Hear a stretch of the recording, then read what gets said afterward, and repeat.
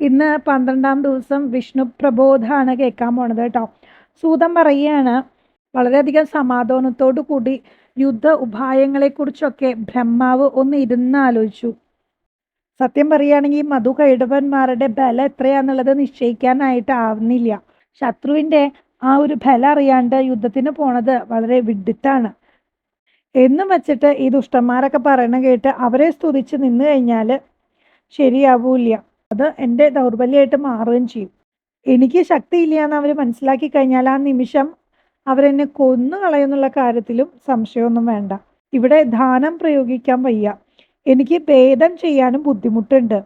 ഇനിയിപ്പോൾ ഒരു കാര്യം ചെയ്യാം. ശേഷന്റെ ശയ്യയിൽ കിടന്നുറങ്ങണ നമ്മുടെ വിഷ്ണു ഭഗവാനെ ഒന്ന് വിളിച്ചെഴുന്നേൽപ്പിച്ച് എൻ്റെ വിഷമം അദ്ദേഹത്തിനോട് തന്നെ പറയാം. വേറെ നിവർത്തിയൊന്നും ഇല്ല എന്ന് ബ്രഹ്മാവ് നിശ്ചയിക്കുകയാണ്. എന്നിട്ട് ബ്രഹ്മാവ് വിഷ്ണു ഭഗവാനെ ഉണർത്താനായിട്ട് ഇങ്ങനെ സ്തുതിച്ചു തുടങ്ങുകയാണ്. ബ്രഹ്മാവ് ഭഗവാനെ സ്തുതിച്ച സ്തുതിയാണ് കേട്ടോ. ദീനനാഥനും ഭക്തന്മാരുടെ ആമയങ്ങളെ പോക്കുന്നവനുമായ അവിടുന്ന് ഉറക്കമെണീറ്റു വന്ന് എൻ്റെ സങ്കടവും തീർത്തു തരണേ.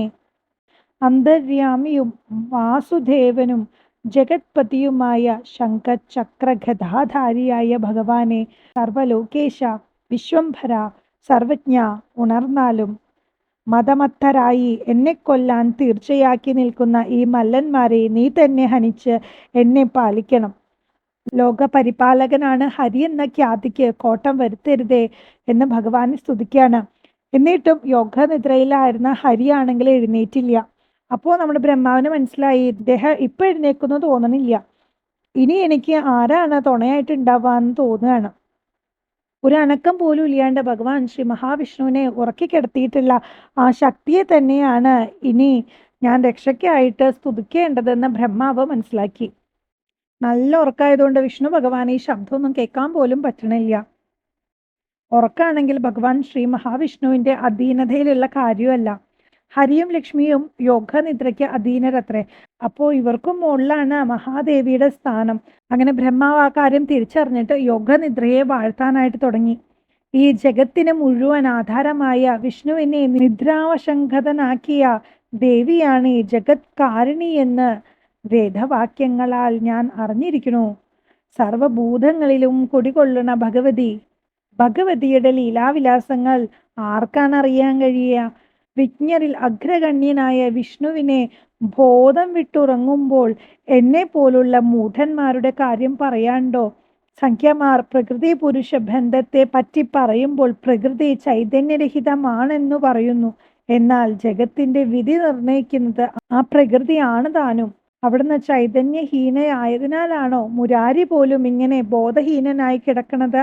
അവിടുന്ന് പല രൂപങ്ങൾ കൈകൊണ്ടുകൊണ്ട് ചെയ്യുന്ന പ്രവൃത്തികൾ ആരും അറിയുന്നില്ലല്ലോ ദേവി.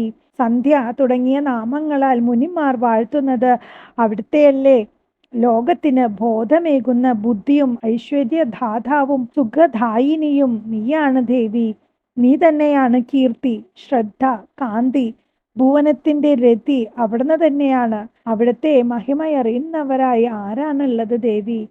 ദേവന്മാർക്കോ എനിക്കോ എൻ്റെ പുത്രന്മാർക്കോ ശ്രീഹരിക്കോ രുദ്രനോ പോലും അതിന് കഴിഞ്ഞില്ല ഭഗവതി. യജ്ഞത്തില് സ്വാഹ എന്ന് അവിടുത്തെ നാമം ഉച്ചരിക്കാതെ ചെയ്യുന്ന ഹവിസുകൾ ദേവന്മാരിൽ എത്തുകയില്ലല്ലോ. ദേവന്മാർക്ക് പോലും അമ്മയാണ് നീ എന്ന ഭഗവതിയെ വാഴ്ത്തുകയാണ് ആര്? ബ്രഹ്മാവ്. എന്നെ സൃഷ്ടിച്ച് സംഹരിക്കുന്നതല്ല അവിടുത്തെ ഇച്ഛയെങ്കിൽ എന്നിൽ ദയവുണ്ടാവണം. അമ്മേ, അവിടുത്തെ കൈകൾ കൊണ്ടുള്ള മരണത്തിൽ എനിക്ക് ദുഃഖമില്ല. എന്നാലും ദൈത്യകരങ്ങളാൽ മരണം എത്ര അപകീർത്തിയാണെന്ന് ഒന്ന് ഓർത്തു നോക്കൂ. അമ്മ അവിടുന്ന് വന്നാലും എന്നിട്ട് എന്നെ രക്ഷിച്ചാലും എന്നൊക്കെ ബ്രഹ്മാവ് ദേവിയോട് പ്രാർത്ഥിക്കുകയാണ്. നമ്മുടെ സൂതനാണെങ്കിൽ ഋഷിമാർക്ക് പറഞ്ഞു കൊടുക്കാണ്, ഇങ്ങനെ സ്തുതിക്കപ്പെട്ട ദേവി വിഷ്ണു ദേഹത്തെ വിട്ട് സമീപത്തായി നിന്നൂത്രേ. അങ്ങനെ അതുല്യ തേജസ്വിയായ വിഷ്ണുവിന്റെ അംഗങ്ങൾ ഓരോന്നിന്നും നിദ്രാദേവി പിൻവാങ്ങി എന്നാണ് പറയുന്നത്. അങ്ങനെ വിഷ്ണുവിന്റെ ദേഹം അനങ്ങി തുടങ്ങി പോലും. ബ്രഹ്മാവാണെങ്കിൽ ഇത് കണ്ട് വളരെയധികം സന്തോഷവാനും ആയി. ഇനി നാളെ ആരാധന നിർണയത്തെക്കുറിച്ച് കേൾക്കാട്ടോ. സർവം കൃഷ്ണാർപ്പണമസ്തു. ജയ ജയ ശ്രീ രാധേ രാധേ.